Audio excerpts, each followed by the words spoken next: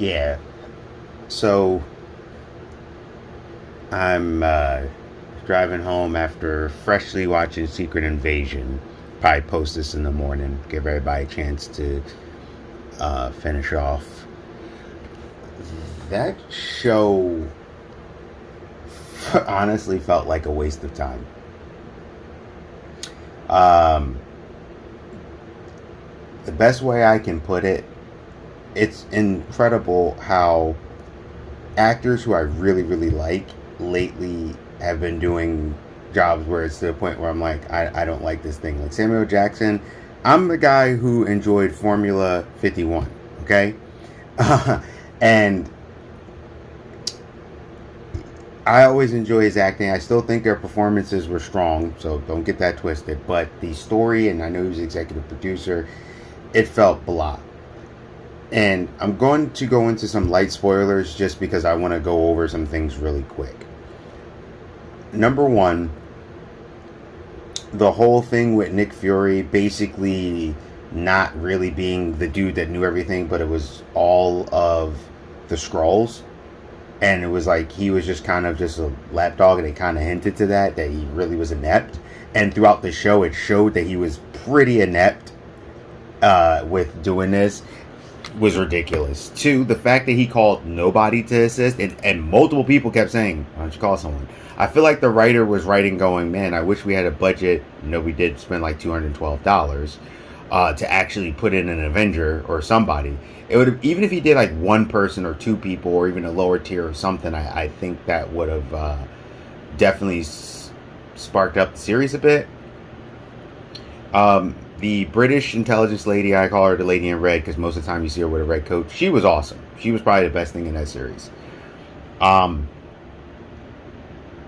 It felt like a lot of it was a waste of time in the sense that nothing was really progressing. They were like establishing, okay, we're going to do this. Okay, we're going to do this. And it was like, okay. Gravik's plan was stupid. The fact that the Skrulls had a place to stay and they could have stayed in any of our nuclear places, they could have lived there just fine. But it was this thing about true self, whatever. Then what really got me was the fact that they said there is no planets for us to move to. Even though he knows Captain Marvel, even though he knows the Guardians by this point, or at least knows of them, or Captain Marvel could probably get in touch with the Guardians since, nowhere, stuff like that. He does know of them because of the Avengers battle at Endgame. The fact that in the first Guardians of the Galaxy movie, we saw a planet that definitely has breathable air within the first 5 minutes when they go get the orb. Thanos' old planet, still livable. Like, we seen livable planets in this universe. So it's like, what? They were doing things for the sake of the plot, but ignoring the stuff that came before, which was ridiculous. Especially with Captain Marvel traveling everywhere, saving over 200 worlds. So that was ridiculous. Then they introduced this love story with Nick Fury, and it's like, well, you could have just went this way. Like, for example, they reference him like having a limp because his leg was injured. They never explain what that is. So it's like, what? And there was just so many things where it was just together like, whoa, I don't understand what you're doing. Like, Gravik's plan was stupid, and a lot of these things actually could have been resolved and situated if they would have just went this other way. And like, not just me, people I was watching with. And I got two friends who said they watch anything Marvel, and no doubt, and they're probably going to at least like it. Even they were like, okay, this felt like a waste of time. And and it's like, it was supposed to be all this intrigue and stuff, and you set up the Skrulls, and I'm like, just call Carol. Just call Carol. She'll handle this. She can see it. She already showed that she could tell what a Skrull is, even if they're hiding. She's good at hunting them. Then there was stuff like things where people are out of character, and if Nick Fury would have just did a little step further, it would have made more sense. See, like I said, I'm only doing light spoilers. A lot of it was Gravik was trying, and people that were in power, and then I'm like, why are you guys just listening to Gravik?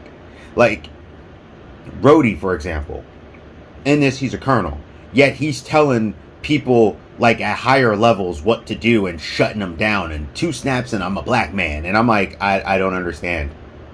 Like, some of these people are like not even contesting him at all. And he's at a lot of things where I'm like, well, there's generals, there's Secretary of Defense, there's other people. Why is it that Rhodey's telling everybody? And I get that he's War Machine, but even then, it was like, you guys are kind of pushing this a step further than it's weird and feels a little uneven. And the funny thing is, I wondered it, but like I said, people I was sitting next to watching the series through and through, they were like, nah, this is ridiculous. Like, this doesn't make sense. Why are they listening to him? And I'm like, yeah, like, and I'm not saying they shouldn't listen to him at all, but the power he had, that was more of like a Secretary of Defense kind of thing. So that was inconsistent. The ending plan, and here's where I get to heavy spoiler territory, is that Nick Fury was going to save the president by stopping the war, doing something else. So we somehow have Gravik, and he gets this thing that has all people's superpowers, which is this one little thing, hub. I can't remember what it's called right now. He stabs, they put it in a machine to get all the superpowers, even though Gaia already has the Super Skrull thing. It's like, well, what if Gaia loses to Gravik? Then what are we going to do here? Because now you have a Super Skrull that has all these powers. And they go through their battle. Of course, you know, she was the turncoat, kind of did the thing back and forth with her father, and she was mad about her father. But I'm like, she earned all this power. Like, literally, it's like Captain Marvel wasn't enough, this wasn't enough. They had to make the bestest of the bestest of the bestest of the bestest. So she's the bestest of the bestest of the best of the bestest. And she like blasts through Gravik using Captain Marvel's powers, using all these other abilities, and she's just pulling them. And I'm like, well, but didn't Gravik study them? And Gravik was her spirit, and Gravik was always able to, like, there. And then he had Extremis, and when she blasts through him, I was really confused, because I'm like, but he has Extremis. He would have healed. Like, you need to disintegrate him. There was just so many disjointed things, and the last thing is, they made this 5 episodes. This literally could have just been a presentation split into 2 parts or a full movie. If you count it, it was pretty much a movie. So this felt like even more of a waste of time, because you could have easily made this one feature presentation, and I think it would have, at least the torture would have been less, and it wouldn't have felt like it dragged even longer, because this felt like it dragged having to watch it week after week after week. I normally wait until the whole thing is done and then do it like this, but my friend wanted to get together and do this, so we did this. And I'm like, I can't do this. This was nuts. They could have did this in one shot, or they could have did this in 2 parts and made it like a special presentation. All in all, I have to say this series was hot garbage. I just did not enjoy myself. There's like one part, Rhodey at the second to last episode, that I enjoyed. Like, and the lady was good. The acting performance is fine, but everything else was just no. And now we got the Super Skrull that's like, we have to make this. And by the way, before anyone says anything, I don't care if it was a woman, I don't care if it was a guy, but I know why they made it a woman, to be the bestest of the bestest of the bestest, because that's what they do. But it would have been more interesting if they would have showed her study it, do this, kind of go over time, but they just introduced this new character who they just go, okay, well, this is the daughter, this is this, this is this. Now she's the most powerful, best of the bestest. Now, from this point on, if they're fighting anything, I'm just going to be like, just call Gaia. If you don't call Gaia, you're an idiot, and this is stupid. And that's how I'm going to react now to everything, because she's pretty much, she makes Captain Marvel look weak. And Captain Marvel's already oddly overpowered just because, and the only thing she had was somebody was holding her back.